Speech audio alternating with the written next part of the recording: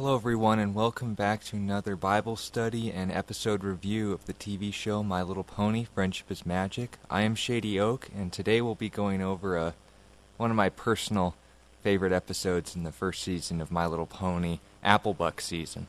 And not just including the fact that the best pony, Applejack, make the argument, you have every right to be wrong, but it includes not only Applejack, but also a very important theme that is so frequently overlooked in our culture and any culture, and that likewise is something that's so relevant to all of our lives each and every single day.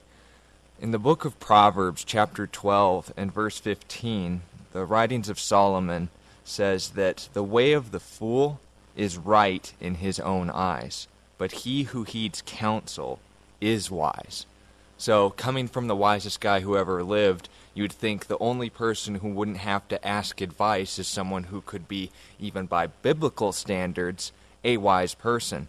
But he himself is saying, you want to find a wise guy? And I don't mean that in like the sarcastic term, but I mean a truly wise person is someone who seeks the advice of others, because our own perspective, for all, if we were to be completely honest, can sometimes get a little over-exaggerated, underappreciated, or sometimes just downright crazy. And again, it goes into the issue that's commonly brought up in Scripture, and that is the one of pride.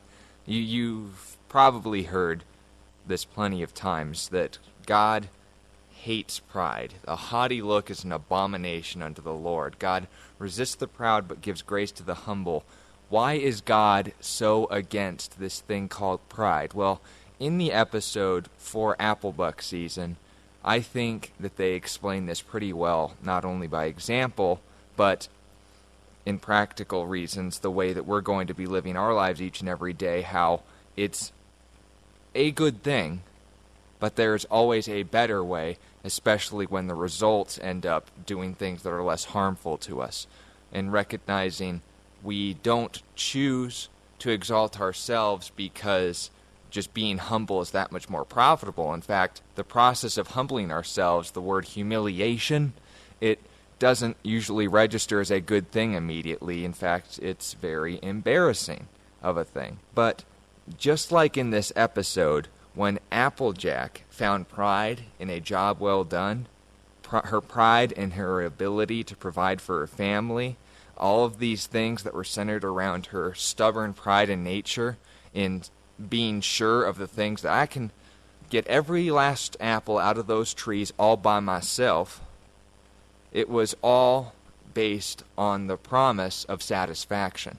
That not only would she be providing for her family, but just like any sports fan would be able to say, if their team took the Super Bowl crown here in America, we'd have bragging rights for a full 4 years. Well, all of the pride in this episode was centered around the promise of satisfaction. If I could dream of getting all the trees picked by myself, I would accomplish something that probably has never been done by anyone else in my family. I'd be so satisfied in my work. I would be so satisfied in these things that, based on that, I would have purpose. I would have pleasure out of this experience. And it was something so worth pursuing that she was even willing to put herself at risk to get it. Now, granted, a lot of us don't recognize this right away, but we always are willing to risk something if it means we can get something gained out of it. It's the common law of economics. There's yield and risk in every single venture. But just like with Applejack's problem, pride wouldn't let her settle for anything less than the greatest possible pleasure. We talked about this in generosity, how if you seek the highest thing, you're devaluing it and everything else. Because if it's that as your number one goal, it won't amount to anything else if you don't meet that maximum godly potential that you've set for yourself. And Big Macintosh was right. It was way too much work for just one pony to accomplish, but her pride said, but how sweet a thing it would be if you could do it. And it was that promise. Note, not the proof, not the guarantee, but the promise that if you were to accomplish this, by yourself, that it would be such a job well done. You would never accomplish anything so great in your entire life. And it was when that pride became a problem, is that when others tried to offer help, it started to become a compromise to that goal. Well, starting into the episode, she knew that it was too much for her in the beginning. You could tell. She says, I'm going to get every last apple out of those trees this Applebuck season all by myself. She was already nervous before the intro had started. But just like the satisfaction was promised her was so sweet a thing, she even risked insomnia. She risked interruptions and putting aside all of the times that she would have to have her best foot forward for her friends and what she had made obligations to help them. She ended up setting herself on a path for self-destruction. In fact, the book of Proverbs, chapter 16 and verse 18, Solomon also emphasizes on this point. You read the whole book of Proverbs, literally there's 31 chapters, 31 days generally. In a month, you read one proverb a day, you can just get so much through so many different applicable things in your life. In verse 18, it says, pride goes before destruction, and a haughty spirit before a fall. Now, haughty, it's just self-satisfied. I look down in an arrogant way at people. I can see myself as in a higher position than you. Applejack knew that she was the only one qualified to Applebuck the trees, but the problem was when other people got in the way, her pride wouldn't let that be compromised. And because Solomon was right in that pride is always like the flag carrier that introduces the parade of pain, Applejack's promise of pride was eventually going to end up tearing her apart. And throughout the entire episode, you see this, not only when she was given the Most Favored Pony award by stopping the stampede, and the only one who could relate to her was Pinkie Pie, sort of gestures that something's kind of heading downhill. Her friends even noted on that fact.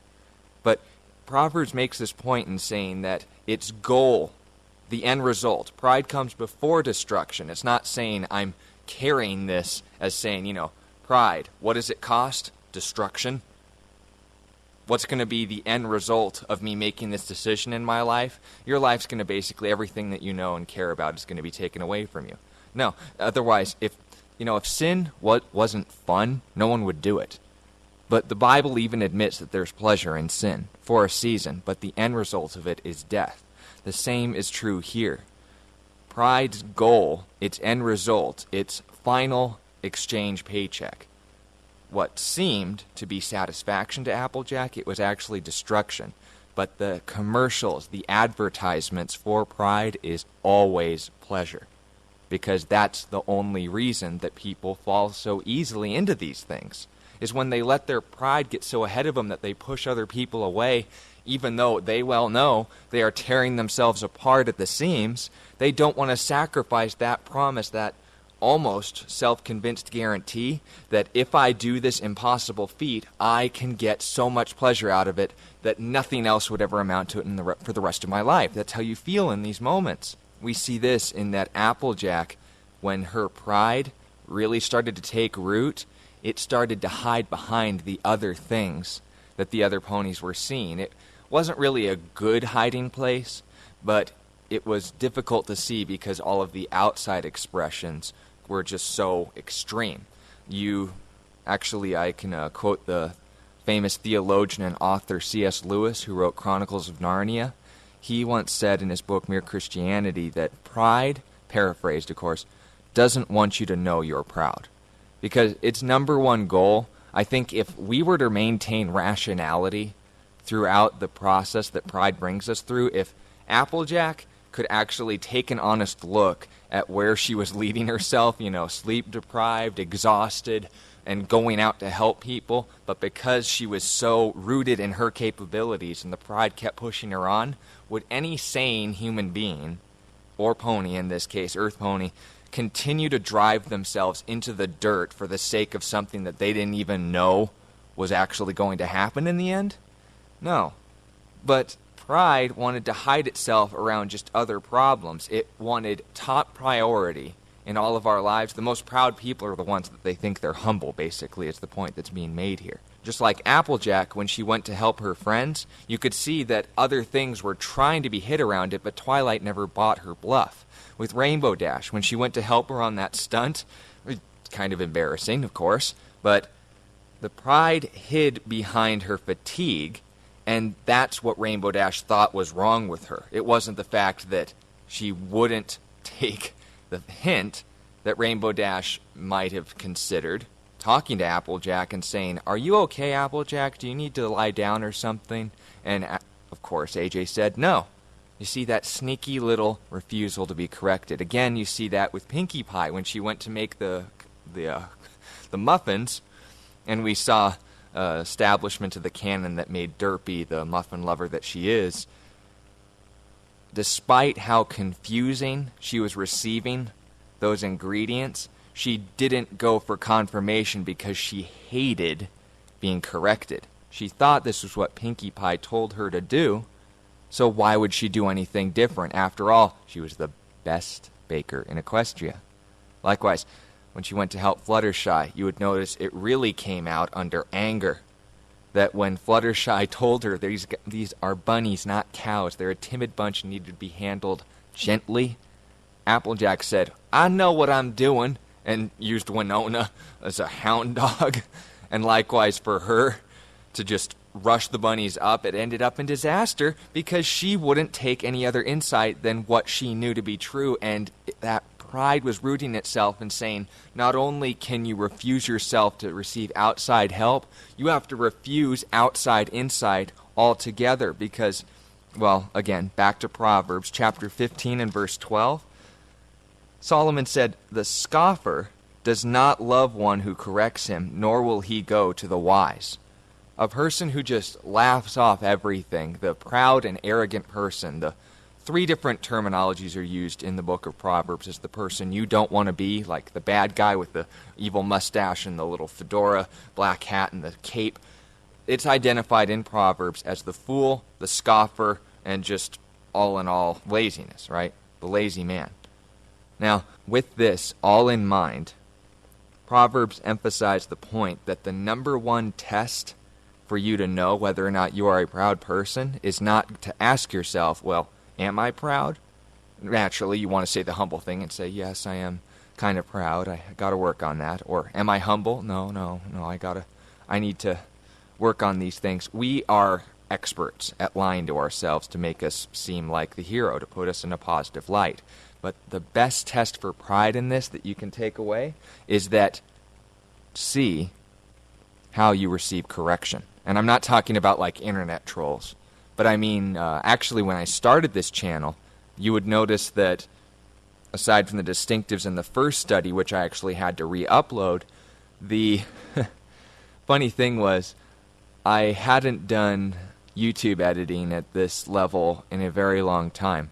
And when I started this channel, when I uploaded the first message, or at least anyway the distinctives, the channel intro that you guys saw, if you guys would look at the channel description and all that of what the purpose of this ministry is all about, it was so quiet that you had to turn up the volume all the way and put in headphones to get a little bit of a whisper, because I'm a quiet person. Actually, listening to this message, I've actually gone back and multiplied the sound by 300%. So you could imagine my Applejack may be best favorite pony, Twilight may be best pony, but my personality is very Fluttershy-like, at least in the way that I talk. But receiving honest correction, I was able to look at someone who said, I can barely hear you, and not say, well, maybe you just weren't listening.